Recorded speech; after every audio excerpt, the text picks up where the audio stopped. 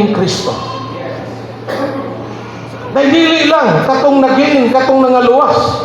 Ingon siya nagtambak. Kung ingon niya sa Acts kaniya, adlaw o gabi uban sa mga luha. Kita di ganita kahimo. Pero grabe si Paul. Mga igsoon. Dahil ingon siya nanudlo uban sa tanang kaala. Pero sa may tumong niya, haron kitang mga magtotoo, mutubo sa Diyos nung kinabuhi. Haron, mga igsoon, paatubang ta, diha kang Kristo, nga mga hamtong na mga igsoon. Dahil ko ng Ginoo, kay ang tinguha sa Diyos, mao mangyod ang pagtukod sa iglesia nga mao ang ihang lawas. Munang kakaniya, isgutan sa atong mga igsoon. Bisan gani ang Ephesians chapter 4. Nga sa dihang nabanhaw ang atong Ginoo, sa dihang mikayab ang atong Ginoo. Naghatag siya gasa diha sa iglesia. Unsa maning mga gasa nga iyang giingon? Mga apostoles. Praise the Lord.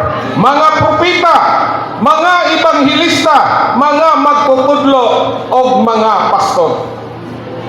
Pero asa maning mga taong ginasahan nga gihatag ni Kristo sa iglesia ngayang lawas para magtukod sila ilang grupo, para musangyaw sila haron duna sila daghang maging nga mga tao aron mahimong loyalista nila, mahimong ilahang grupo nga ilang ikapakita nga naa sila tungod sa ilahang sa ilahang gift nga naa nila naging nila ng mga tawhanan. Dili mga igsoon, ang tumong niini mao ang paghingpit sa mga banal.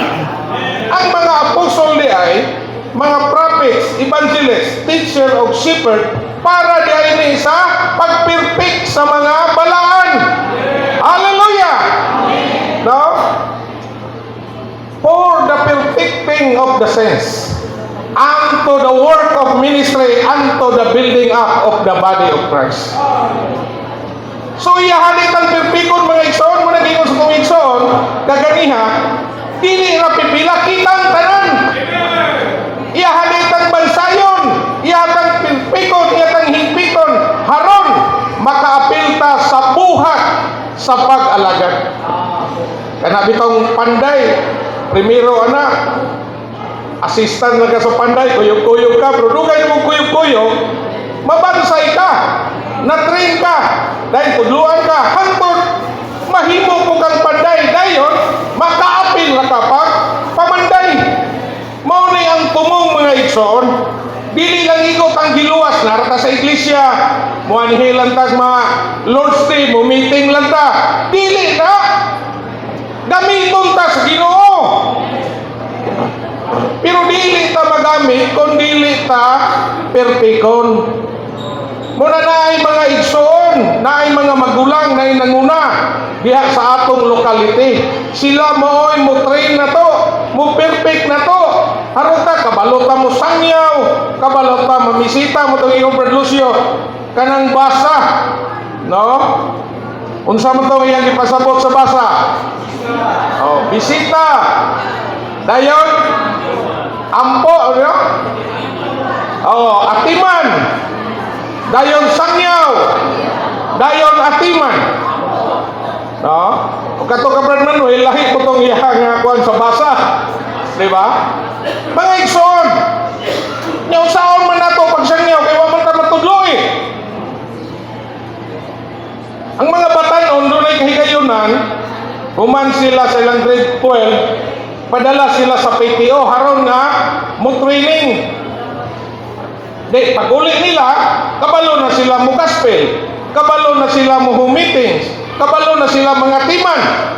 Kaya kay kitang mga idarana, na may pamilya, na may mga anak, lisod naman ilakaw, o ato paglayo, busa, magpabansay na lang ta diha sa atong locality.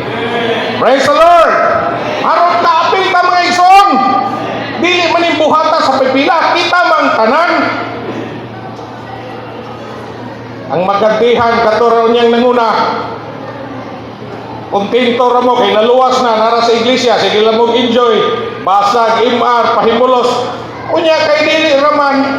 Di ba? Gingon ni Brad Manuel sa Mateo Kapitulo 25. Di raman kay oil, ang oil para man sa ato ang living. No, magpapuno taglana. Praise the Lord. Pero na pa may sunod. No, unsa may sunod? No, service man ang atong pag-alagad. Unsa may atong pag-alagad? Dili man ning Lord's Day mo ni atong pag-alagad.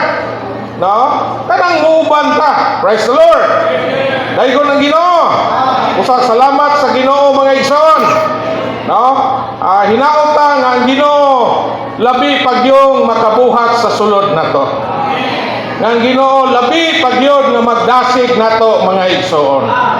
No? Ay lang mo kabalaka, kasi dura mo inadunggan nga mga unsa diha karon.